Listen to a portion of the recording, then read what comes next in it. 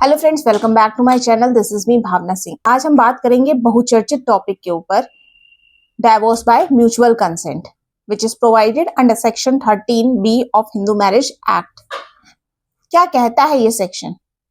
Spouses यानी husband wife jointly petition file कर सकते हैं before the family court. Family court जिसके पास जुरिस्डिक्शन होगा डाइवोर्स ग्रांट करने का, पिटीशन सुनने का, under section 13B of Hindu marriage act. Conditions क्या है? पार्टीज अलग अलग रह रही हैं, there is no chance of reconciliation. एक छत के नीचे भी अलग अलग अगर रह रहे हैं तो भी वो सेपरेशन की कैटेगरी में काउंट किया जाएगा। देयर इज नो चांस कि parties as husband and wife same house में रिसाइड करें। Parties have mutually agreed to end their marriage, क्योंकि वहां पे रिकंसिलिएशन का कोई पॉइंट ही नहीं है जब वो साथ में रहना ही नहीं चाहते हैं।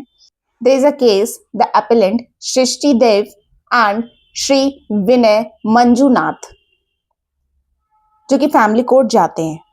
उनका कहना यह है कि 27 नवंबर 2020 में उनकी शादी हुई थी और सितंबर 2021 से वो अलग अलग रह रहे हैं। फैमिली कोर्ट ने मैटर को मीडिएशन के लिए रेफर कर दिया। 2 अगस्त 2023 में एडिशनल प्रिंसिपल जज ने मैटर को डिसमिस कर दिया।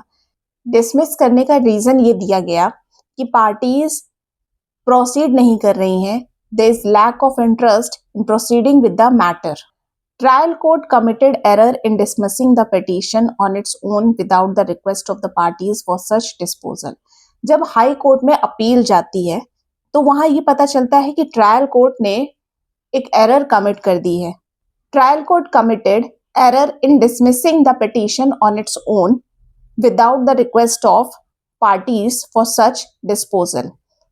ट्रायल कोर्ट ने एक एरर कमिट किया, केस को डिसमिस करके केस को डिसमिस कर दिया, जिसके लिए पार्टीज ने कहा ही नहीं था, पार्टीज ने कोई रिक्वेस्ट नहीं डाली थी।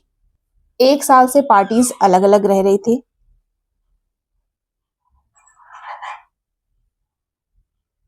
डाइवोर्स बाय म्यूचुअल कंसेंट में म्यूचुअल एग्रीमेंट होना चाहिए। अगर 6 महीने तक आप अलग अलग रहे हैं, जो कूलिंग पीरियड है वो 6 से 18 महीना है। 6 महीने के बाद आप एक पिटीशन फाइल कर सकते हैं कि अब साथ में रहना पॉसिबल नहीं है। ये जो टाइम दिया जाता है 6 से 18 महीना, ये इसलिए दिया जाता है कि शायद there is a chance of reconciliation, matter को रिजॉल्व किया जा सके।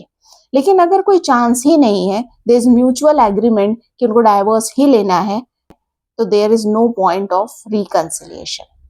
मैरिज एक तरीके का सोशल इंस्टीट्यूशन है, एक पायस ऑब्लिगेशन है, एक पवित्र रिश्ता है जिसे अगर कोई निभाना ना चाहे तो जबरदस्ती निभाया नहीं जा सकता है। ट्रायल कोर्ट ने पिटीशन को डिसमिस कर दिया। ट्रायल कोर्ट ने पिटीशन को डिसमिस कर दिया within 9 month contrary to the stipulated time. जो टाइमलाइन थी, जो टाइम पीरियड था, उससे पहले ही डिसमिस कर दिया गया मैटर।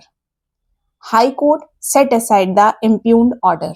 जो ट्रायल कोर्ट ने जो भी ऑर्डर दिया था, जो भी ऑर्डर पास किया गया था, हाई कोर्ट ने उसे सेट असाइड कर दिया गया, क्योंकि वो ऑर्डर जो ट्रायल कोर्ट ने दिया था वो बिफोर द टाइमलाइन दिया था और उसके लिए कोई भी पार्टी ने रिक्वेस्ट नहीं किया था। पार्टीज को मीडिएशन के लिए भेजा गया। मीडिएशन के बाद वो ट्रायल कोर्ट में गए।